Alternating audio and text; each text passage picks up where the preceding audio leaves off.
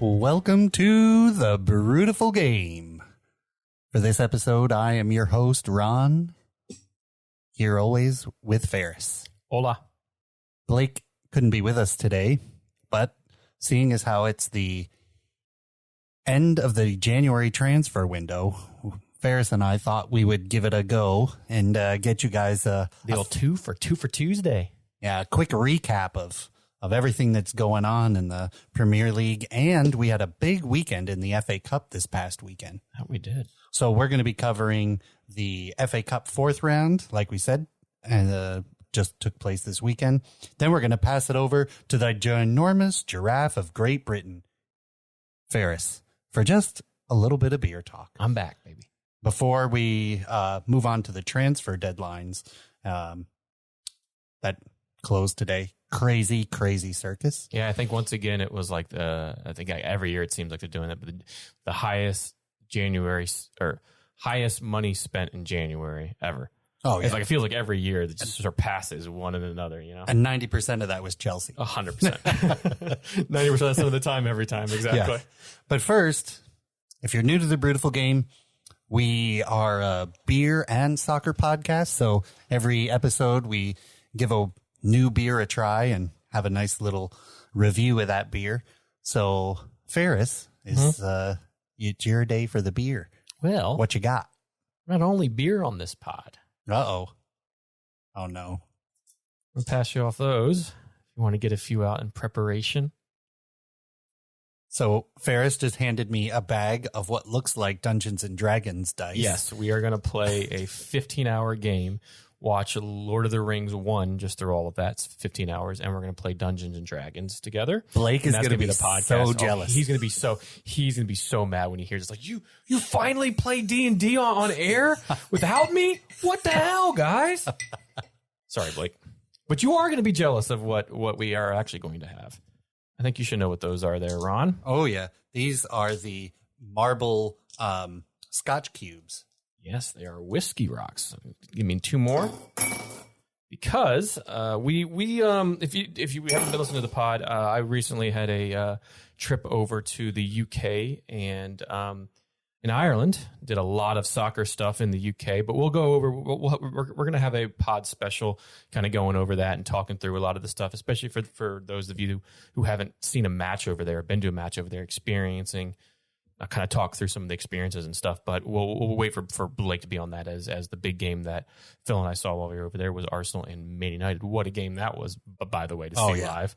It was even more fun texting you while you were actually at the match. It was tough. We'll go over all that with Blake because that'll certainly be fun. But our Dublin trip, not a whole lot of soccer involved, but what I did get to do is go to the Jameson Distillery.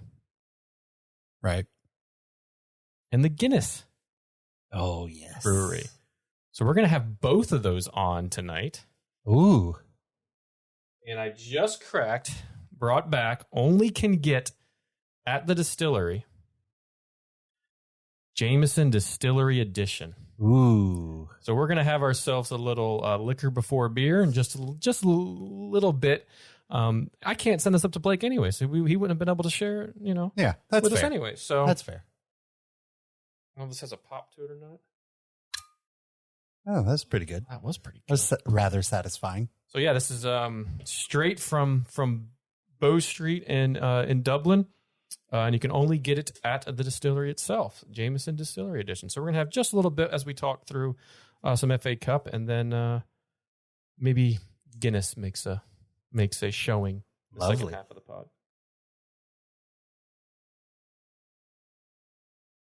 Just a little. Thank you. Ooh, it's got that sweet caramel smell. Yeah. With a bit of slight bite in it. Smells quite good. Newly opened, haven't opened. I brought 2 bottles back that you can only get there, and this is one of the 2. What's the other one? It's the Jameson Crested Edition. Oh. Oh yeah, there you go. Get you a picture with that. And these whiskey rocks are Hennessy and brine, and straight from the Jameson store as well. Look out! Did it up right. Yeah, man. I figure, we'll mention the trip a bit, but have some nice libations that we wouldn't have been able to share with Blake as is anyways. And we will have beers on the pod special that I brought back that all three of us have, because I was able to pass off some beers to Blake. But for this, got a little Jameson. Nice. Cheers, my friend. So much. Thanks for bringing back a good bit of Irish whiskey. Absolutely.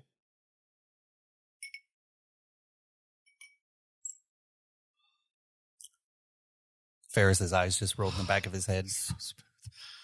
This is the smoothest, so smooth. The smoothest of the Jamesons, I feel like. Yeah, this is by far. It doesn't, like, it has a warmth going down. Mm-hmm.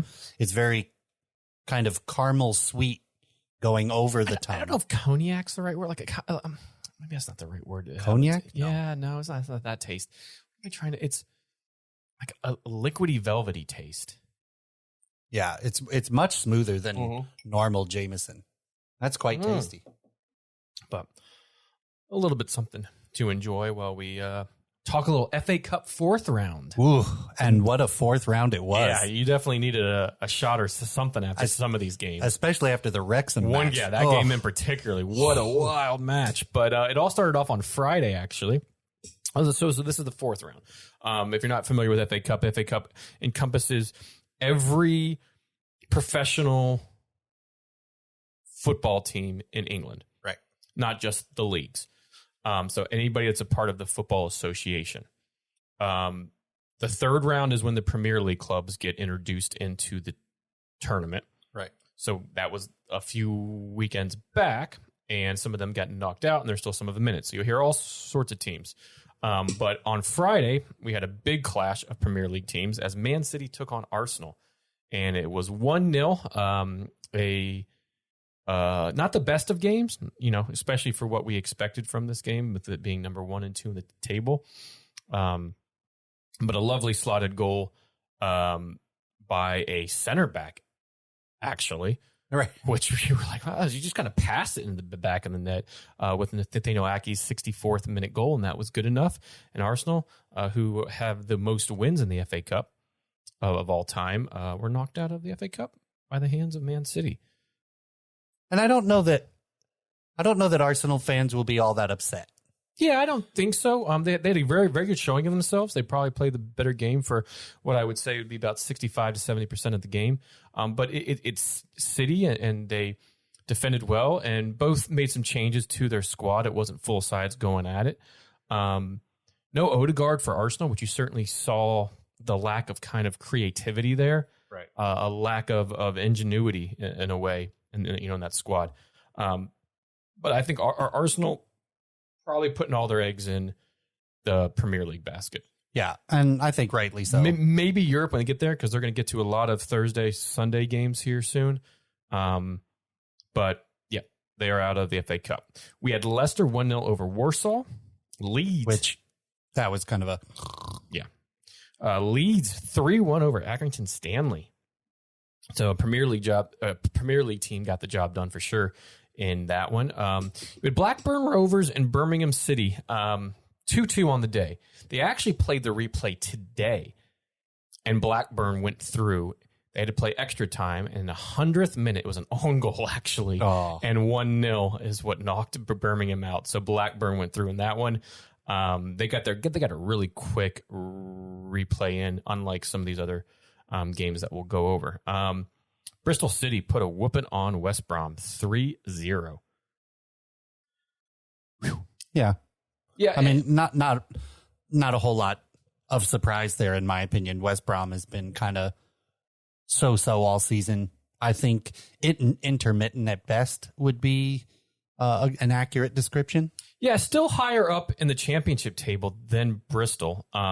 As West Brom currently sits 10th and Bristol sits 17th in the championship. But, I didn't watch this game, so I'm not entirely sure what kind of lineup, if it was a full squad that they kind of played in this one.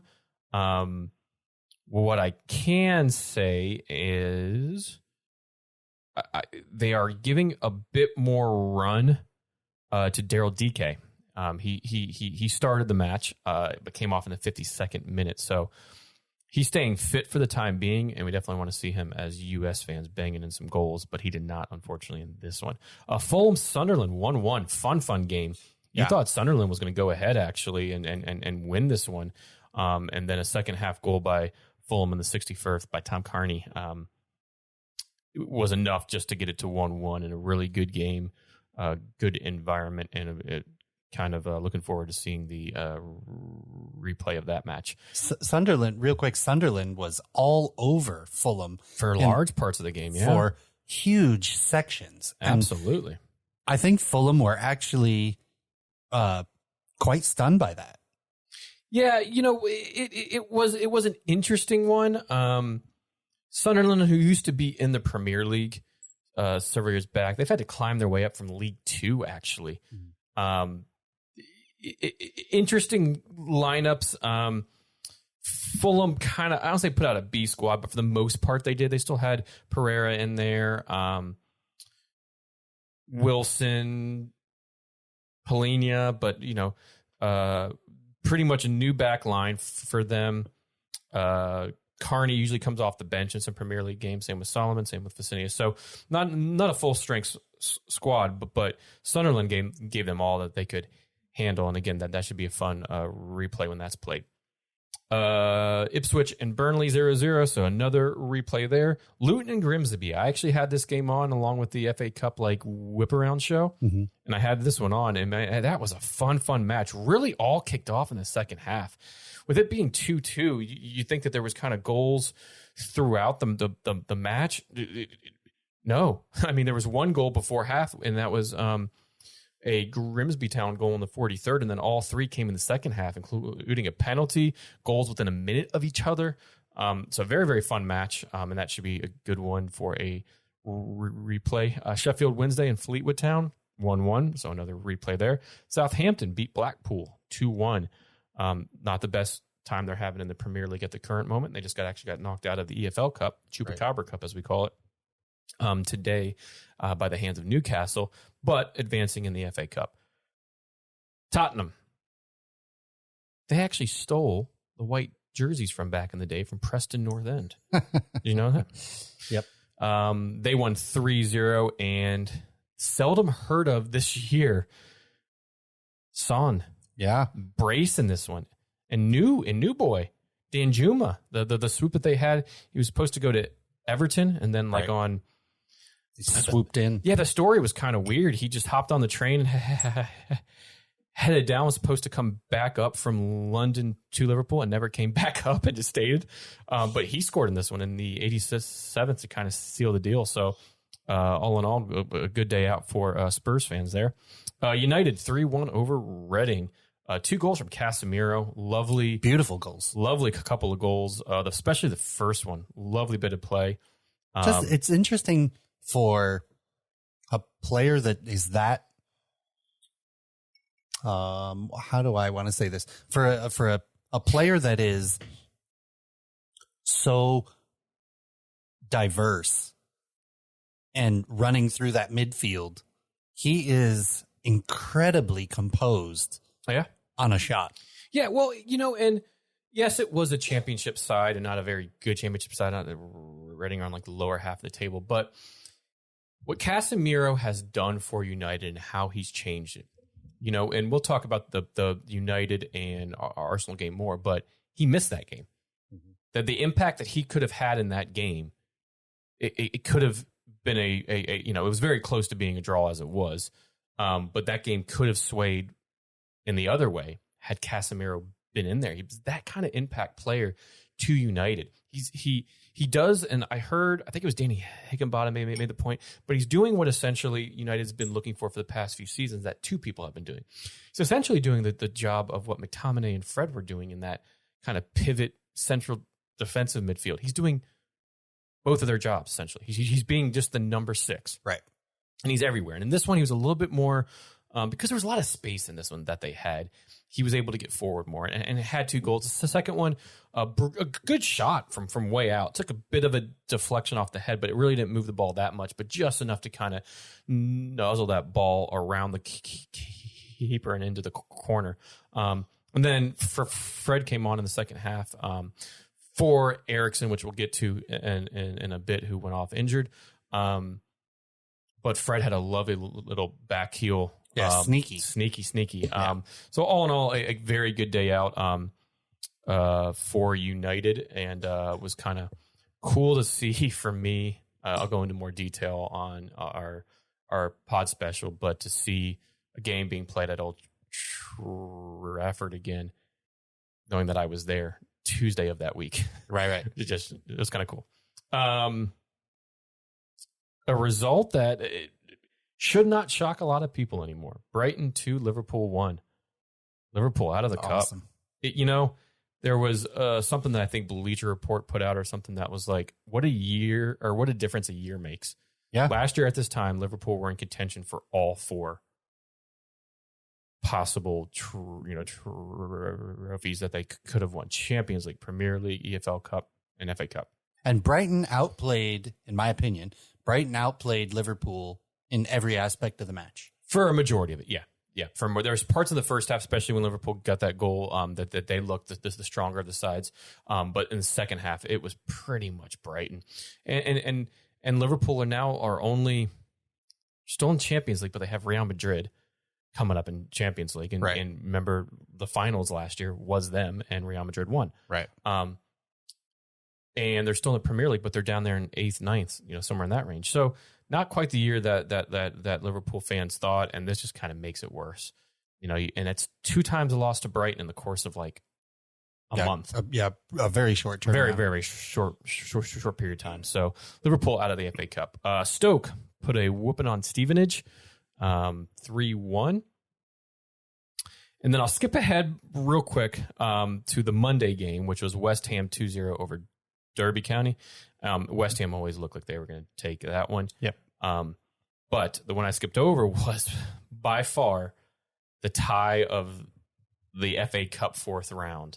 Oh yeah. And as a lot of us know, there's a show now over here that is documenting the ownership of Rob McElhenney and I just forget Ryan Reynolds. Ryan Reynolds, thank you. Of their purchasing of Wrexham Football Club, and a lot more games are being showed on ESPN and ESPN Plus, and this was an ESPN Plus 11:30 game on the East Coast, so a 5:30 game over there in the UK, and a 3-3 thriller against a championship side, but a very good championship side who will probably be automatically promoted back to the Premier League in Sheffield United. Right. And this really was, in the beginning, within the first minute and 3 seconds, you thought, oh man. Yeah. Sheffield United just put one in the back of the net as easy as you like. Off a corner, too. Like a really bad goal to give up that early. A set piece kind of scored by, who was it? Oh, McBurney, but it was a lovely ball in, bad defending, and just kind of a near post run where the ball just kind of slashes off of your head and goes far post. Just kind of skips it along. Exactly. It was, you definitely had the feeling of, oh, this is going to be a long match for Wrexham in that, once that score, because the defense looked so porous.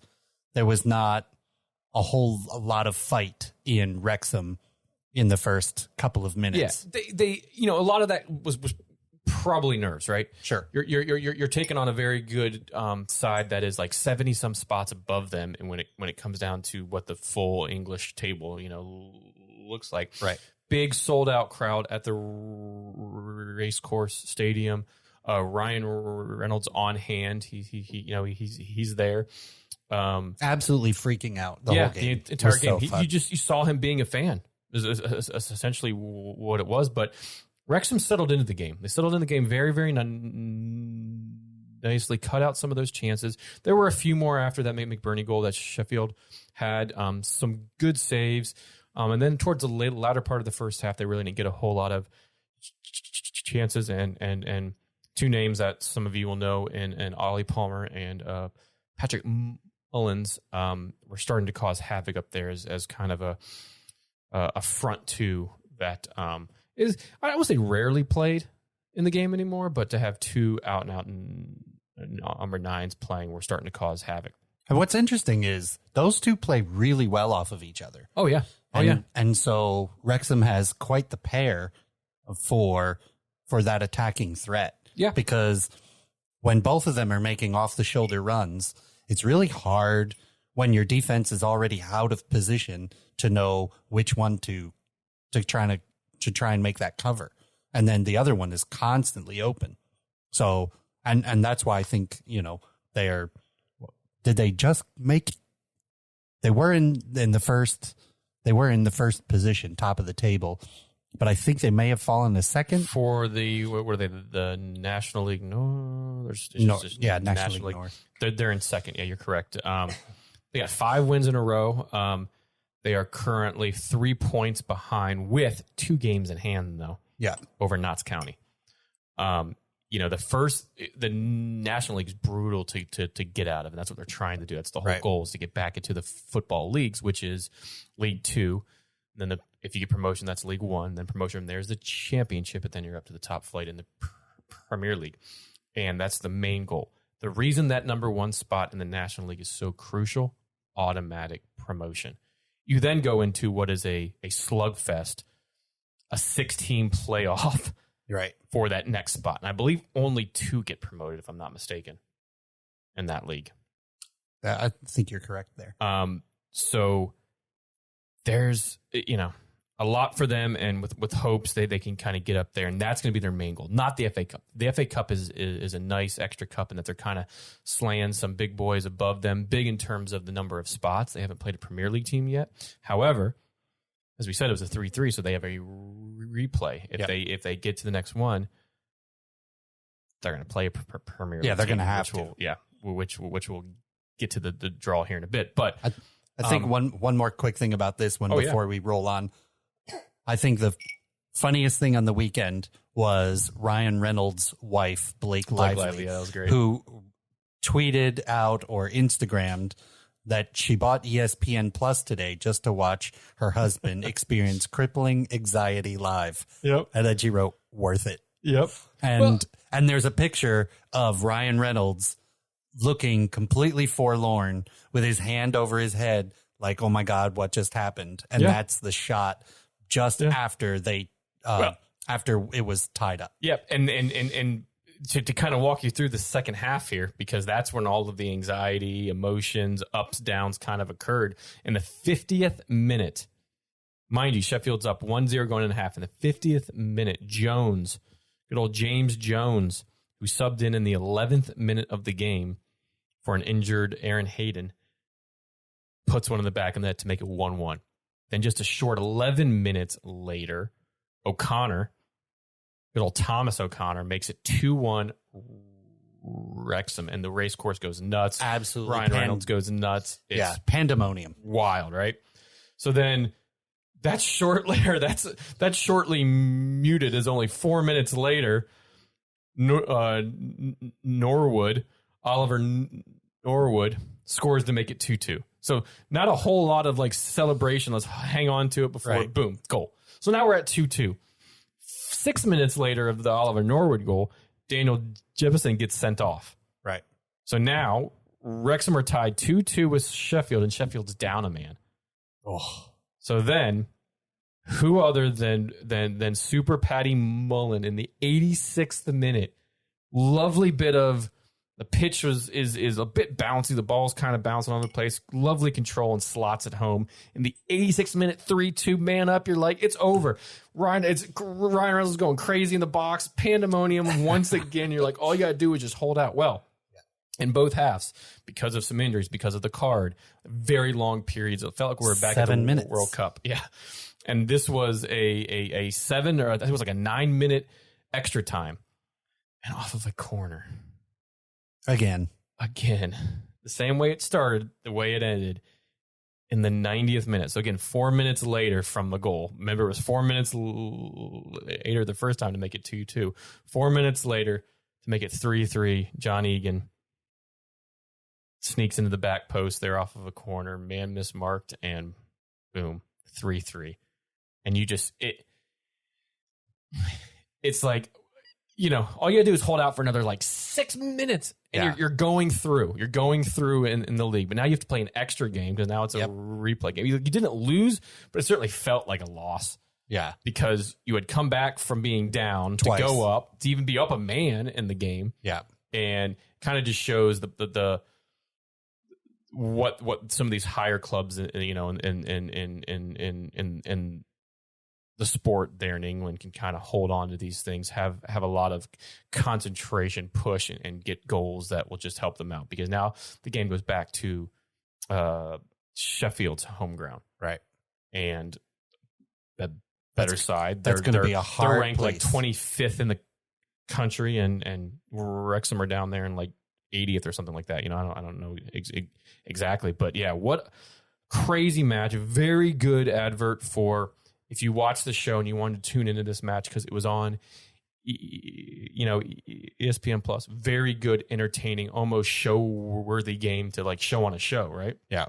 And very good advert for the FA Cup and the game over there in Wales and in England. I mean, even if Wrexham play the next match and don't move on, it's a very successful run for them. Absolutely. In the FA Cup. Absolutely. So they would have no reason to hang their heads low. No. Because they got sent home. And again, their main goal is to get out of the National League into the football leagues. And they are so close, a couple games in hand from going back atop of that thing. Yeah. To secure automatic promotion. That's their goal this year. Yeah, so they should hold their heads high and take this momentum into the league and secure their spot. Yep. Craziness. So that leads us to teams getting the 5th round draw. Mm-hmm. Southampton's playing at home versus the winner of the Luton Town Grimsby Town match. Yep. Leicester City will play Blackburn. Because that replay again has already that replay was today, and right. Blackburn were deciders of that. Stoke City at home against Brighton and Hove. That should be a fun game to see. There was some movement on the transfer side for Stoke today and all throughout January. Some Premier League players kind of brought in on loan to them. At home, this should be a fun match. Mm-hmm. I think Brighton is going to have to work harder than they expect against the home side.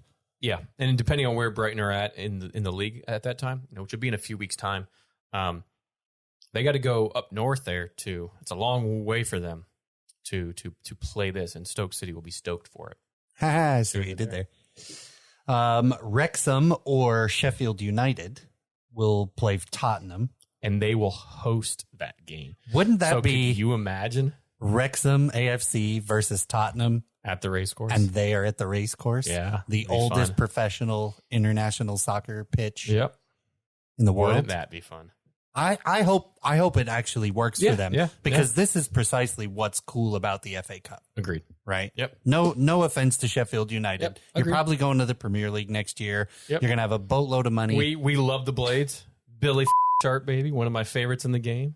I have a Sheffield kit from the first year they got back into the league. But yeah. You want to see a National League team hosting a Premier League team. Yeah. And a damn good, like, despite Tottenham, not necessarily being all that great this year and being down there in 5th, 6th, or wherever, they're still a top 6 club, right? They're when you say top 6, they're in that, right? And to have Harry Kane, Son, Danjuma, Højbjerg, Lloris, have all of them go down to their the little old race course. Little old race course. God, would be it's going to fun, be so amazing. Hope and so. Look, this like we're saying, Wrexham play with Tottenham. I mean, international exposure again, right? The money that they are going to make from that match and the advertising and things like that, playing at home, really helps all these tiny clubs that are, in the basement to get better and be more competitive, thus making the whole sport better from the bottom up. Yep. So I really hope that Wrexham moves on. I agree. Past Sheffield. That leads us over to Bristol City versus Man City.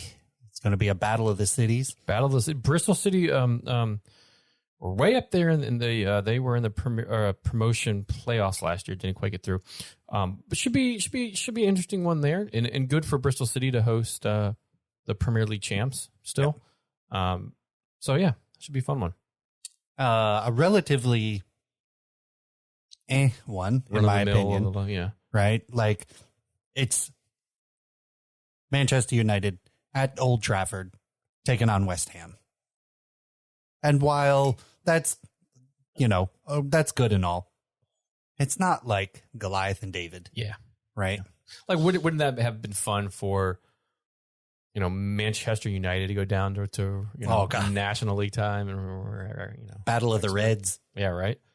And then the last one, the winner of Ipswich Town or Burnley versus Sheffield Wednesday, the winner of the Sheffield Wednesday Fleetwood match. Both of them have to replay.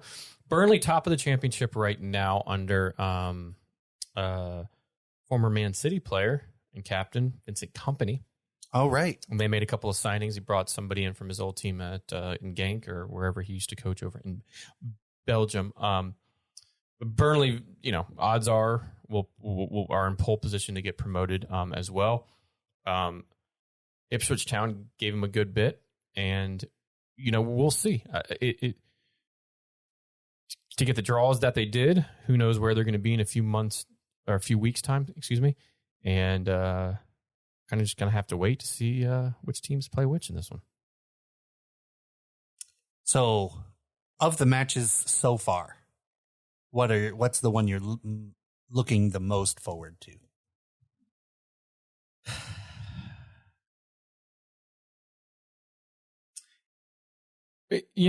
For me, it would be whoever Southampton take on. You're playing either Grimsby Town or Luton Town, right? So you're two teams taking on a Southampton team in the Premier League that are beatable, right? Yeah, like Southampton's not necessarily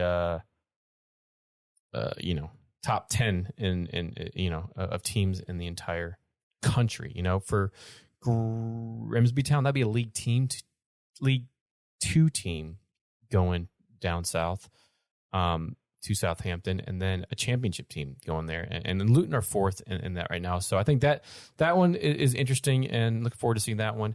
Stoke City and Brighton, as we were talking about. Stoke City played very, very well against they won 3? Stevenage. Stevenage, yeah. So I think that one's going to be fun. And then if Wrexham get through against Tottenham, that's going to be one that is going to be very, very fun to watch. If they beat Sheffield United, then they would play Tottenham. Then that one would be fun. Tottenham. Still unknown, but yeah, those would probably be my kind of 3 that I'd be keeping an eye on. Yes, I'll be watching United, see how they do. But in terms of just excitement and a little bit of diversity in the cup. I'm kind of all in on Wrexham. I love a good underdog story. And if they end up going to beating Sheffield United and going against Tottenham, it's going to be the best. That would be awesome. Even if they get blanked 3-0, it's still going to be great. And maybe Rob McElhaney will show up to that one. Finally. Well, no, in fairness, if you watch the show or know anything about him, he's a big Philadelphia fan, and he was at the Philadelphia Eagles game, right? Which they won, and they're going on to the Super Bowl. But that's why he couldn't there. But there was a funny thing at the beginning of the game where Ryan Reynolds, they panned to him, and he has him like on his phone, and they're calling each other during the game. And stuff. Yeah. So it's kind of fun.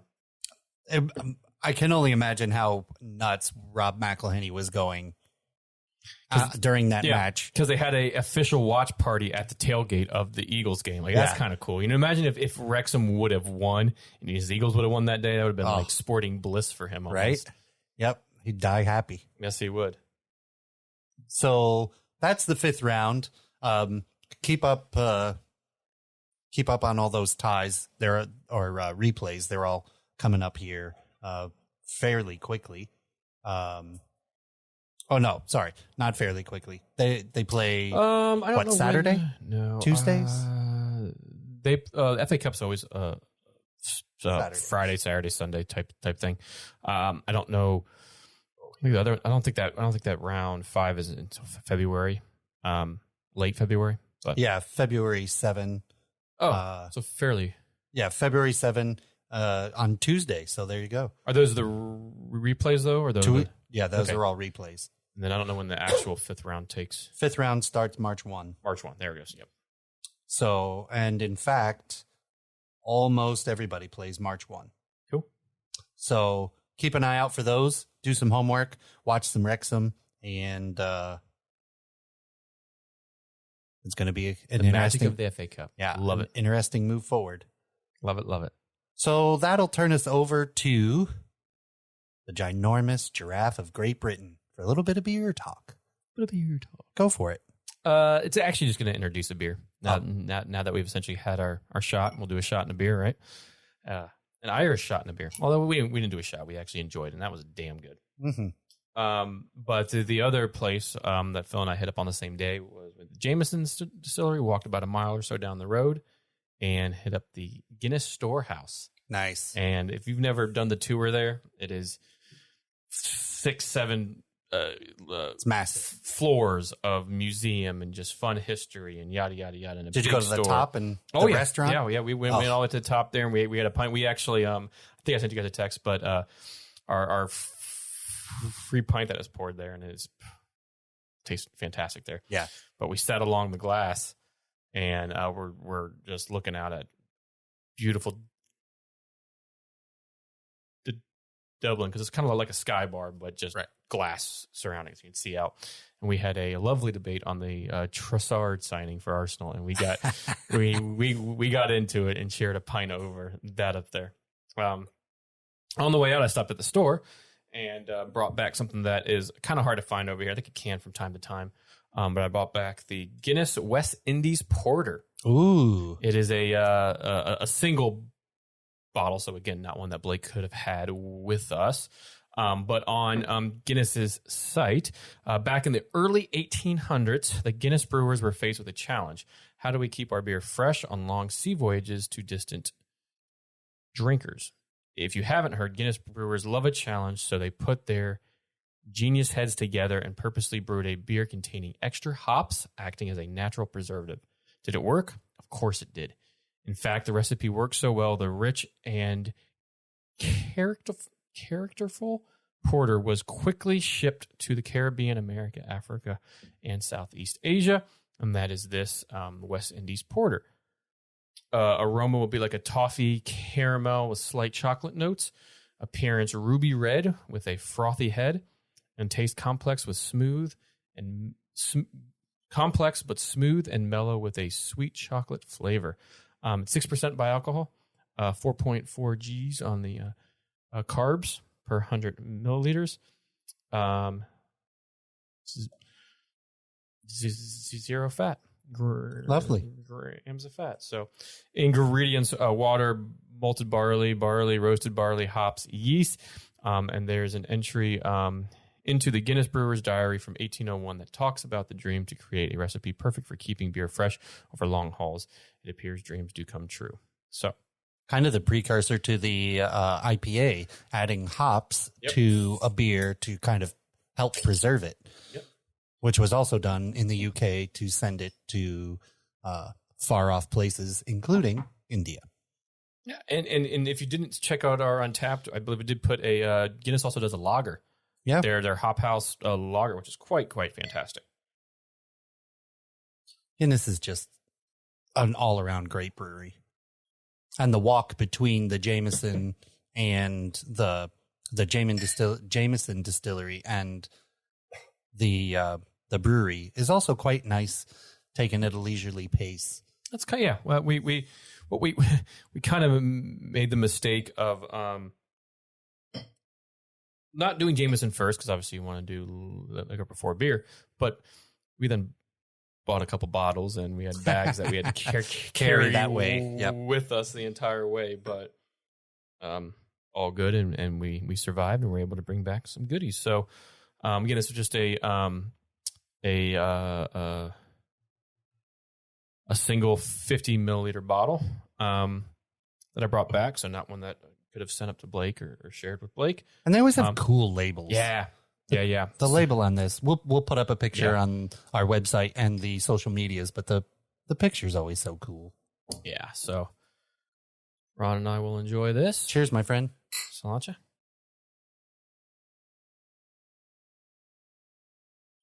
Oh, just heaven. That like sweet coffee taste at the end. Yep. Like at the very just end. hit me right as you were saying that. Yep. Right at the end. Like as it's going. Yeah, you're absolutely right. It's already past your palate. It's on the way down. Yep. And it just, Yep. just flowers Such up. a smooth porter. You know, you don't want your porters to be very heavy, very like Or bitter. bready or bitter. Those bready, bitter ones just don't taste nice. This is lovely. Cheers. Even after being transported in a luggage for however many miles that is. Hey, Over 5,000. Well, from Dublin to Heathrow to Islington, Islington to Orlando. Right. Gatwick to Yeah. Orlando. I mean, The beers travel. so many beers I brought back from Norway and Scotland and Yeah. China, Japan. You know, it's always best Yeah. with a big carbon footprint. Oh yeah. That takes us to deadline day. Yeah. Big day yesterday for Weston McKennie. Weston McKennie joins up with two of his U.S. midfield teammates, and Tyler Adams and Brendan Aronson, as he makes a loan move to the end of the season with an option to buy to Jesse Marsh's Leeds United. I think he's going to make a good impact there. You know, the option to buy would be £30 million in the summer if they choose. Leeds are currently 15th place in the Premier League table with only 1 point from the relegation zone. So interesting move here for Weston. He should get plenty of time. You know, who knows how many times we'll see all three of them starting together. Mark Roca's played well for them, and a few other for Leeds. So McKennie might not, you know, you might not see Aronson get a start where you'll see McKennie get a start. You might see McKennie get a start and not Aronson. I think Tyler Adams is the only, he's staying in that squad. Yeah. You know, if I had to guess.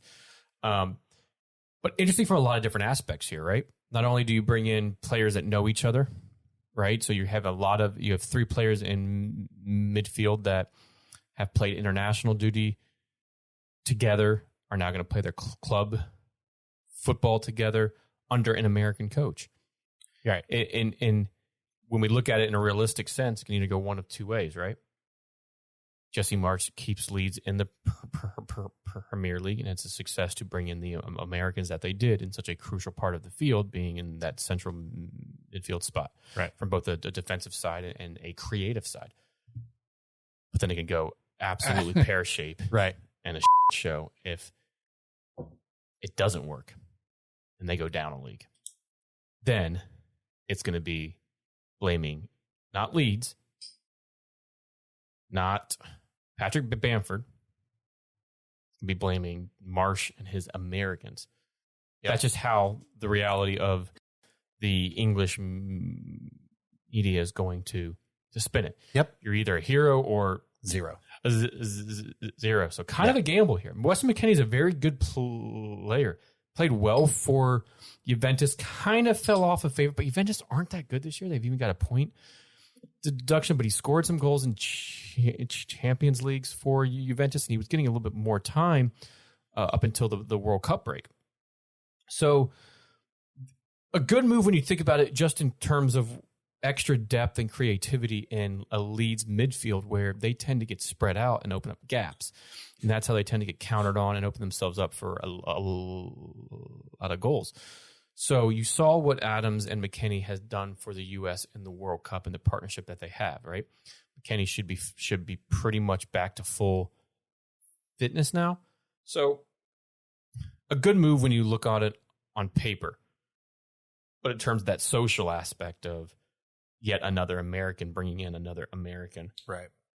Again, it could either go extremely, extremely well, and they could be the heroes, or they will be the ones that will be thrown under the bus if they go down.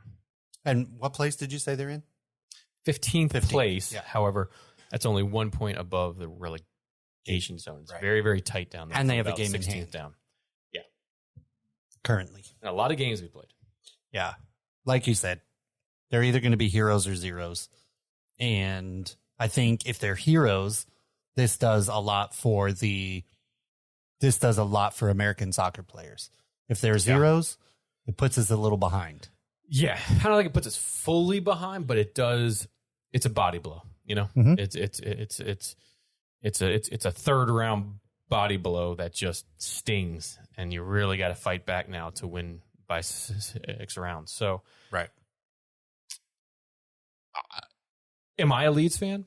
No, I am not. They are not. They are up there with Liverpool for me in terms of teams that United don't get along with. However, have I been watching Leeds hoping they do well because of the American contingents that are there, both Marsh and Adams and so on? Yes, I have. And I think it's hard not to if you are a U.S. men's national team or U.S. soccer fan in general. Right. You know, and I know a lot of people have kind of, that's their adopted team now, and that's f***ing awesome. That is cool. And I certainly hope that Leeds do stay in. I think it's good for Leeds. It's good for a lot of the, it's good for the footballing world in England if Leeds are in the top flight. Yes. You know, for many, many years, they were not. It just wasn't quite the same, but they are kind of a storied club there in England who have been through a lot. So if Jesse Marsh and his team can keep them in it, awesome. Well, I guess that brings us to today on the deadline day. A lot of action. Oh my gosh. A lot of action. Wow.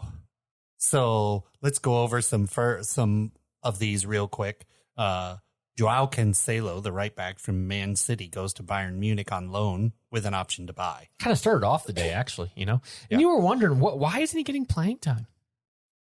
He was getting a lot of playing time prior to the World Cup, and since the World Cup, he's been riding the pine. Yeah. And he kind of came out in a social media post or interview, something that he did for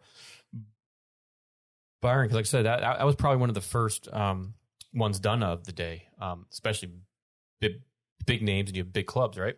But he kind of came out and said, you know, I just wanted to play more. I don't have a riff with Pep. I don't have any animosity. It's not anything, you know, I'm prepared for raising here, but essentially he just wants to play all the time.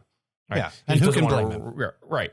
He's going to a big club. He's going to a team that's going to compete for a league title in Germany and probably going to compete for, they're still in the Champions League, aren't they? Yes. Yeah. You know, so it's big club to big club. If the loan doesn't go well, he'll be back. If Bayern are like, we want to keep this guy, 60-some, I think it's like 60-some. So it's not 140? No.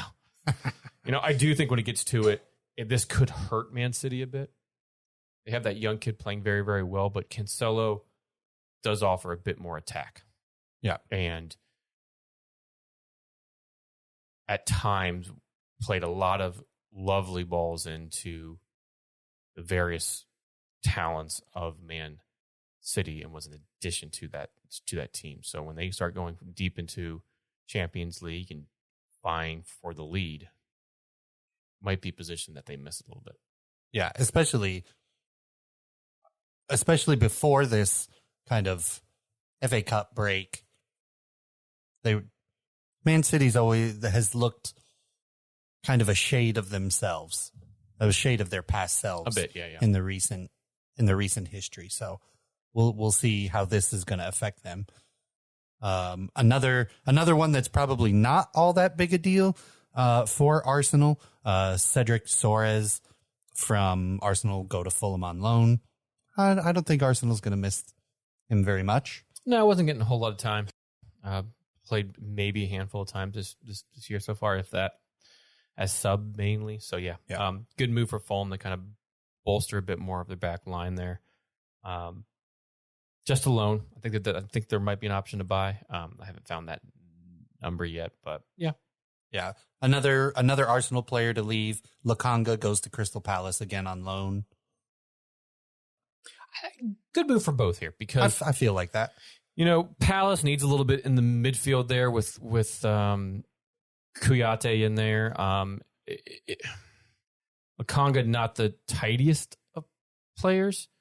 And obviously not going to get in a whole lot over Partey or Jacques at all. So this gets him experience. Right. Gets him top experience playing against big clubs. Obviously won't get a chance to play against Arsenal, but we'll get to play all their other leagues, So it's going to get him a lot of experience. I think that also has an option to buy, but I think it's a good move for both. Yeah. Another, and I think this is a very good Three from this team. Yeah. The first one I think is a very good move. Keylor Navas, the goalkeeper from PSG, goes to Nottingham Forest. I think that's good because on loan, yep. Their keeper needs. Well, and Dean Henderson played well, but he's injured. He's out for a bit. Yeah. This brings a very internationally experienced to have won Champions League, have won Champions League with Real Madrid and won league titles with PSG most recently. So comes from them on loan to Nottingham, by the time we're going to go through two more that they signed, they've signed like 30 players since the summer to now. That's wild. It's almost 3 full squads. Yeah. That's wild. Yeah. But I think once you see him in goal, you're going to look at the injured keeper and go, who? Yeah. Dean Henderson only on loan to them, is United's backup of sorts. But with being injured, he was playing very, very well and keeping them in a lot of games and save them points. But Neves is an upgrade for sure. Yeah. Also from Atletico Madrid, Felipe, the center back, goes, and they undisclose it. It's small now. It's like 2 to 5 million pounds. Veteran center back should really help their back line. Probably had his best season a few seasons ago. Was kind of on the outskirts of that back line for Madrid now. That's a permanent deal, and he signs through the summer of 2024. Yeah, I think that's going to be good. Along with the Newcastle midfielder, Jonjo Shelvey, who moves to Nottingham Forest. On a permanent deal through 2025, yeah. I think that's a good move for them. Oh, yeah. It bolsters their midfield, definitely. John Joe on kind of the outside looking in at Newcastle now with kind of their they're not overly spending that they're doing, but they just have better players in those positions that he's just going to be kind of a ride the pine and play cup games and that sort of thing on the more lower end. So good move for both. And John Joe at the kind of the tail end of his career, he can help keep Nottingham in the Premier League. That would certainly be a feather in his cap, if you will. Yeah. Ilya Zambarny from Dynamo Kiev goes to Bournemouth on a $24 million transfer. Big move for them. A defensive move, so that should help them on that back line. And Bournemouth making a lot of moves today, actually. This was one of a few, but the biggest, a Ukraine international, and played very, very well for Dynamo. And for 24, doesn't sound like a lot, but for Bournemouth, 24 million pounds is quite a good chunk of change. So hopefully they found themselves a very good center back.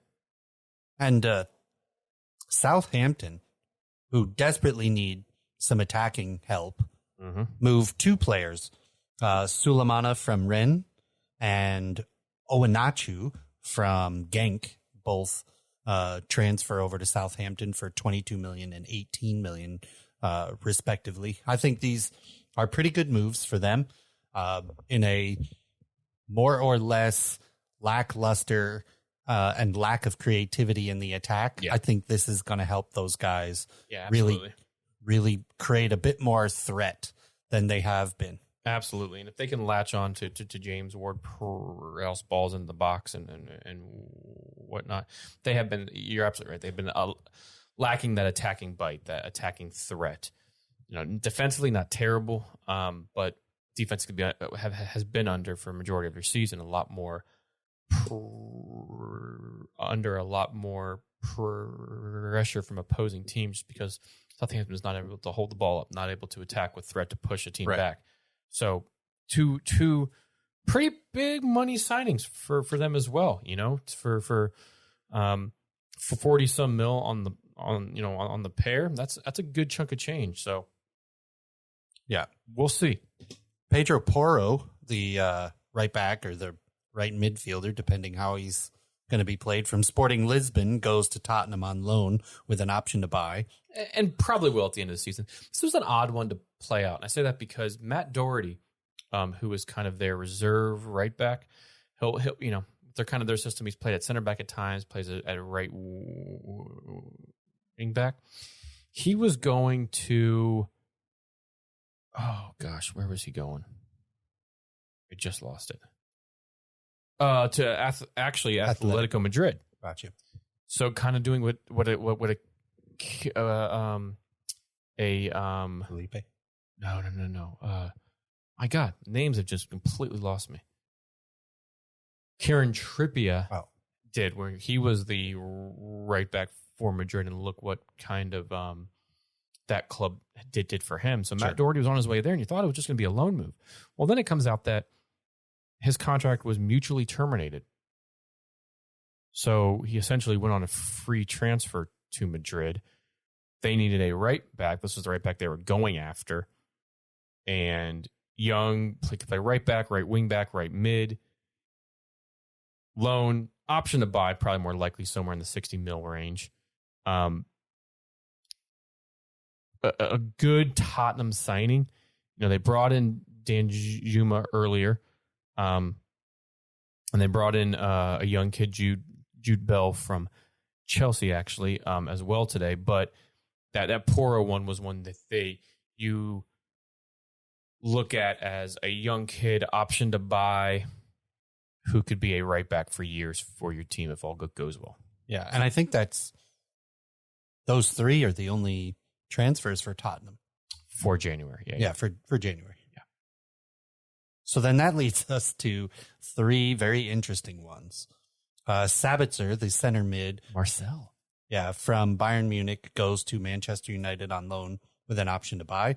I think this is probably a smart thing for them, especially because, and this is where Ferris gets all red, the same color as his Manchester United throwback kit that he's wearing. Yeah, straight from Old Trafford. Andy Official Carroll. retro. Andy Carroll series. Takes out Ericsson. A scissor tackle. Who's that you don't probably see a whole lot the anymore. nicest dude in all of professional soccer. Yeah, and fucking Carroll, right?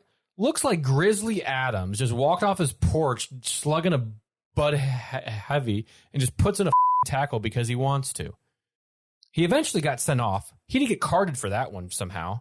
You don't really see a scissor tackle a whole lot in the game, anymore, because it's considered a leg breaker type challenge where you basically one leg on the side of the other line, you can twist it like a scissor and legs don't bend that way. Well, Ericsson's ankle didn't bend that way, right? And he's going to be out for about 3 months. Him and Casemiro were brilliant in that midfield. A big success for what United has done so far and gotten United up to the third in the table, and the run that they've been on. Sabitzer is an interesting one. Really came about today because of that injury and knowing that how long Ericsson's going to be out. Stand out at RB Leipzig, played a lot of Champions League games for them. I believe they won a title a few years back. Yeah, I think so. Anyways, but made a big money move to Bayern this summer because Bayern buy up anybody that's good in the league. So just go there. But has been riding the pine for the most part because you're not really going to get in over Goretzka, a Kroos. Oh my God, you're doing good on names tonight. I am doing absolutely terrible on names. But the point being, he was really not going to be first, maybe second choice. Kimmich, sorry. Throughout Bayern Munich's various matches. And so if they have that much depth. Right. And a bit of a creative midfielder, but can kind of play all over. Can play in that number 6 role, can play in that number 10 role, can play box to box. So on a loan move, option to buy, in this one as well. But I think all in all, a good replacement for Ericsson. You're not going to get quite that tactical nuance, that calm head, that really beautiful balls that Eriksson plays. Sabater can hang a ball, certainly.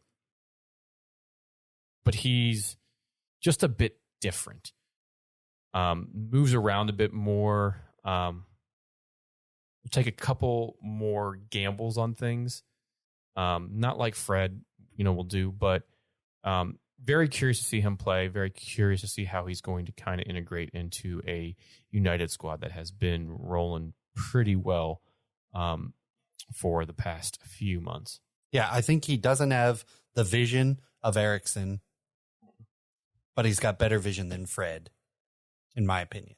Yeah, he's not as it's not as frenetic. Frenetic as like engine go as Fred. Right. Yeah, and seemingly panic driven. That sometimes Fred seems to be. Fred and McTominay kind of have. Yeah. Which McTominay out for a period of time as well. I think he sustained an injury. So just a little bit of midfield depth here, as United have a lot of games coming in, are still in all cups. Yeah. They play tomorrow to see if they go to Wembley to take on Newcastle. They're 3-0 up on Nottingham at the time being. Hopefully they can hold that going to Forest tomorrow. But if they do, then they'll go to a final and are still in FA Cup, still in Europa League. Got Barcelona coming up in that. Yep. Yeah, should be interesting. Yep. So that brings us to Jorginho makes a move from Chelsea to Arsenal. The center midfielder goes for £12 million. West London to North London. And I don't really understand that. Other than you've got to clear some money off your books if you're Chelsea. But I mean, his contract is going to expire at the end of the summer. He has made it known that he would be happy to move, but he didn't say he had to move. So I guess you get rid of him. You'd have to get rid of him almost 9 more times to even pay for what the next signing that you guys brought in cost. And that's at £12 million, that's like $10 million. Right. That's not a lot. He's up there in age, but yeah, you do have to clear off the books a bit. So I absolutely get but that didn't make a dent. You know what I mean? That's chump change. Like Todd Bowley set out for afternoon lunch. Like it's yeah. But interesting for Arsenal here. Seemingly Arteta's wanted him for a while. Some midfield cover. As Arsenal's going to have to start to rotate out Partey and Xhaka. Yeah. And even Odegaard to an extent, if they're going to start vying for the league and trying to really go for the league and then go far in Europe. But Jorginho, not the first blue to head over to the red side. Right. Do you want some others? Oh, well, you've got, let's see. You've got, what's his name from The Simpsons with the hair? Oh, yeah. Defender. Yep. David Luiz. Yep, David Luiz. Didn't we have Cesc Fabregas? You sure did. Sure did. We had, man, there's a few, so it's kind of pot favorite. The old lumbersexual. Yeah, the lumbersexual, Aubameyang, but not directly. Correct. He's now playing for Fulham, Brazilian. Oh, Willian. Yep. Willian. Ashley Cole. Back in the day. Right. Quite a few. He used to wear some lovely headgear. Petr Cech. Nicholas Anelka back in the late 90s, early 2000s. William Gallas. Oh, wow. I forgot about him. And then kind of a forgotten name that I haven't heard of until a while, but Yusai Benhanoun. So a couple other players. This is not necessarily a rare thing, but quite weird to see him playing for Arsenal. He's going to wear the number 20 shirt for them. Has won a Euros with Italy, known for his penalty takes. Had some depth. Again, up there in age a bit. Not able to run around the pitch the same way that he could. But some experience, maybe knows how to win a league. Yeah. Because he's won a league, he's won a Champions League, he's won a Euros. So interesting. For a cheap too. Yeah, for a cheap. 12. So just listen to what Jorginho has won with Chelsea. UEFA's best player in Europe in 2021. He was a Champions League winner in 2021. He was the FIFA Club World Cup winner in 2022. He was the UEFA Super Cup winner in the 21-22 season. Love the old Super Cup. And he was a Europa League winner in the 18-19 season. So he's done really well in his time at Chelsea. So it's going to be interesting to see. His little hop, skip, jump pens that he does. Yep. So it's going to be interesting. But I'm only assuming that the Chelsea strategy is that they're making way for a very late transfer day, closing day signing in Enzo Fernandez, who we really didn't think was actually going to happen because of the massive transfer clause. So Chelsea waits essentially until Tuesday to trigger it. Today. And they did it today? I thought they triggered it yesterday. They might have. Regardless. Today's Tuesday, though. Oh, sorry. I keep thinking it's Wednesday. Yeah. So, yes. They trigger it for a record fee of £105 million on an 8.5-year deal through 2031. Now, is he a pitcher for the Dodgers? I mean, that's like pitcher Dodger type of contract there. This is a 23-year-old kid who had what? A good December? So a good November playing for Argentina in the World Cup. He moved from Brazil to Portugal playing for Benfica just this past summer for £10 million. River Plate was his first professional club. Yep. And then moved from there to Benfica.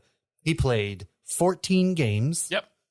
Went to the World Cup. Yep. Had a good World Cup. But, you're in it with, I don't know, likes of like Messi. I don't know if you heard of him. Who? Exactly. You got Di Maria there. You got McAllister. You have a lot of, he's in a very good midfield there. DePaul. You have a lot there. It's weird, right? Because usually we see the hype for World Cup talent in August, September. Right. Not in January, where transfers you don't usually get those big paid off in terms of what they have for you in value down the road signings in January. But this, as we just said, it's a lot of loans here, but this is a buy. This is a new British transfer record on a completely unproven person. Do you know who he beats? He beats out Man City, getting Jack Grealish for 100 million? Something like that. Yep. Yeah. So 8.5 years. This in my mind, what I see two things, right? In the category of you could be a hero or you could be a zero. In my mind, I see Wile E. Coyote standing behind the rocket he is going to ride to catch the fast running God, what? I can't remember. I just passed the name knowledge off to you, and it's God, it's a Roadrunner. No. Jeez, Roadrunner. What kind of animal was that? An ostrich. Ostrich, that's right. Yeah. So I see him standing behind the rocket, igniting it, and then the rocket explodes in his face, and he's all cartoon black, and his eyes are big and wide. Unfortunately, that's all I can see. He's completely unproven talent. He's played, 22 professional matches total. You're going to, not including the World Cup. You're going to the biggest league in the world and one of the biggest teams in the world. And we've seen, like, in my opinion, Aubameyang is the pinnacle of this. He played a good year in Arsenal, washed out, moved to Barcelona, did really well in a different league, then came back to the Premier League and is washed out. So how are we sure? And still on Chelsea's books, by the way. Yeah, of course. But how are we that sure that this midfielder who's played 22 professional games is actually going to be able to stand up to the pace and the pressure of the Premier League? I don't know. You know, what you're buying is youth, right? You're not spending that kind of cash on a Jorginho who's 32 years old, right? You're spending it on youth. By 8.5 years, no, we're spending it on hope. Well, we're spending it on the hope that he gets. Yeah, that he prayer. Yeah, you can throw it all in there. Continues his form or gets better and not worse. Right. You know, at the end of, you know, say he actually sees out this 8.5 year deal, right? He's not going to be that old. Will he even hit his 30s in 8.5 years? Yes. How old is he right now? He's 22 years, so he'll be half a year into his 30s. Right. But also, how many? We're not in the Premier League anymore that keeps players for 10 years, right? I mean, are there that many players around the league that you can name that have been at a team for 7 years? You get I mean, in modern day, not so much, but you do get those teams. And we've talked about this on the last pod, and what Bowley is doing is implementing kind of a skirt around the financial fair play rules and applying what we do over here. And I was joking about the Dodgers, right?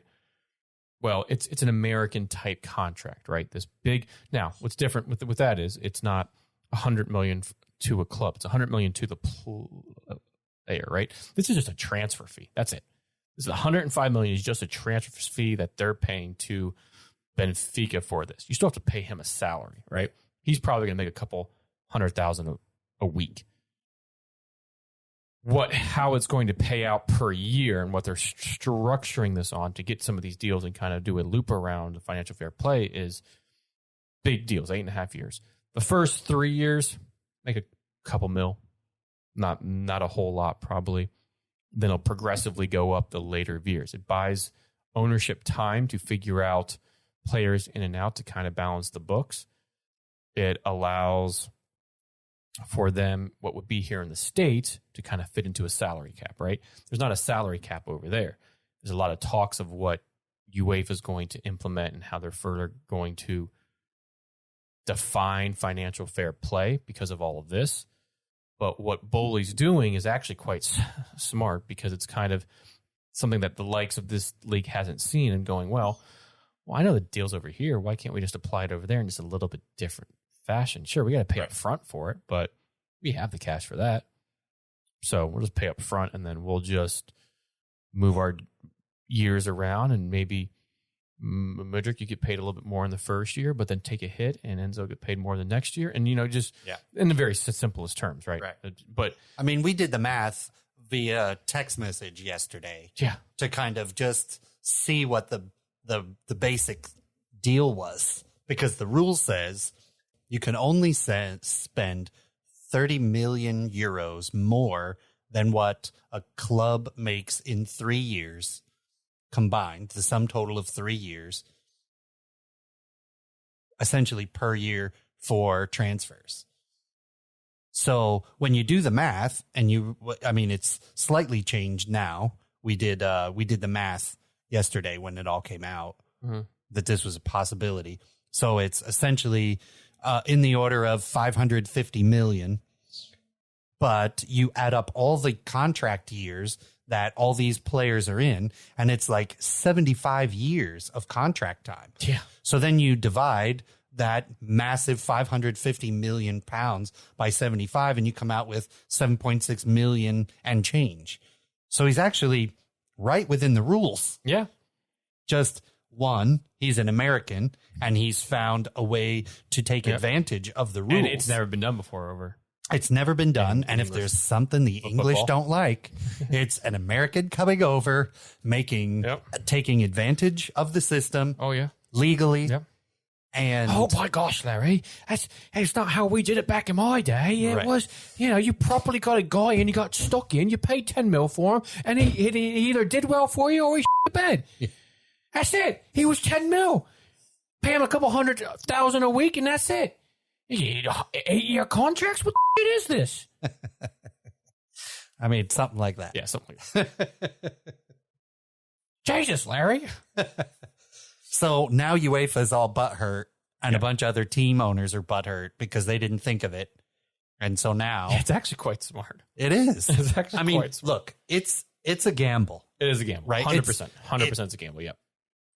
However, if you need a lot of good talent, young talent, Young talent. Yeah. and fast, this is the way to do it.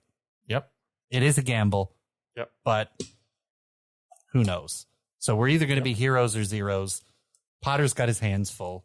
And Well, of course he is. Going against Voldemort. That's gotta kill those Horcruxes. Are you nuts? so the real question is, how are you going to keep all of these transfers happy? Easy. Just keep half of them hurt as what you're doing, and then you play the other half. And then once that half wants to play, then you swap them out. You guys get hurt. You guys sit down for a bit, and then everybody else will come on in. Oh, man. That's easy. Or do what Chelsea is known for, what you've done for years. Just loan the out of people. Yeah. Just you go to here, you go to here, you go to here, you go to here, you go to here, and then oh my gosh, we only got 11 people left. What the hell? Yeah. And we're certainly known for that. So only time will tell to see how well we do on this. I think that's buttons us up on the old transfer day. I think it does too. So that brings us to our quotes. I don't know where the book's at. I don't know where the book's at. Ferris, you didn't do any homework? Here it is right here. I got it. It was all right. First, follow us on the Untaps, Instagrams, MySpaces. Not MySpaces. MySpace? I don't know. Tom's our friend on MySpace. Tom's That's all we need. friend, right? Apple, Google, yada yada yada. You know where if you're listening to us, please. If you haven't, leave a comment or review. Send us something that you did that, and we'll get something out to you for sure. Thank you all for continuing to listen to our garbage that we spew every other week or so. We certainly appreciate all of you. If there's anything that we can do to kind of improve on, please let us know that as well. But you can follow us on all of those things.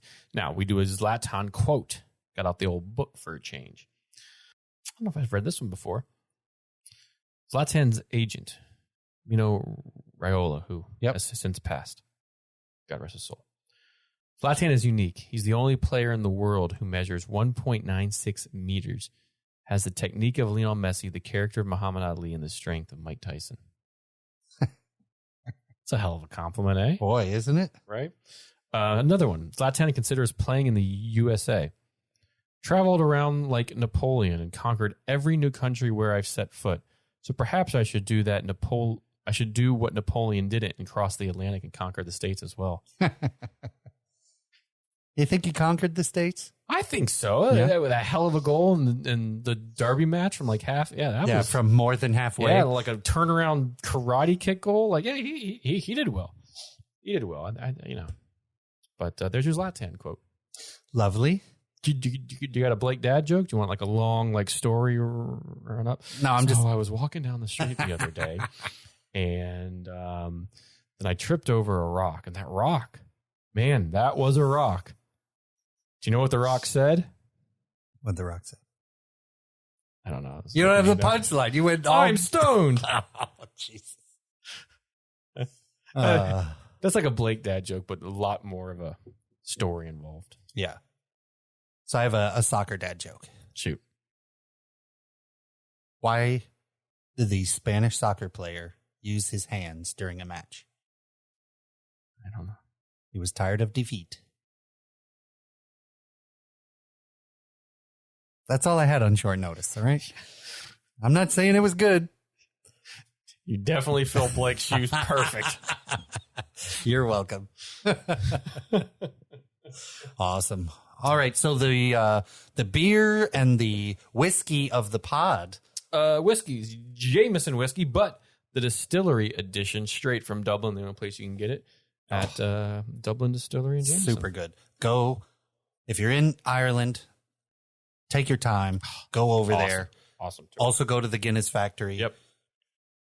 Go street tour is great for Jameson. Yeah. Ferris brought back the Guinness West Indies Porter from the brewer's source since 1801, St. James Gate, Dublin. Quite good. It was quite a good porter. Yeah, like just a swig left. Damn good. All right. Ferris, Until next week. Till the pod special where we'll review the travels of myself and Phil in Britain and talk a little Premier League and the Premier League grounds and can't wait. Some adventures. Love the beer. Cherish the game. The Brutiful Game.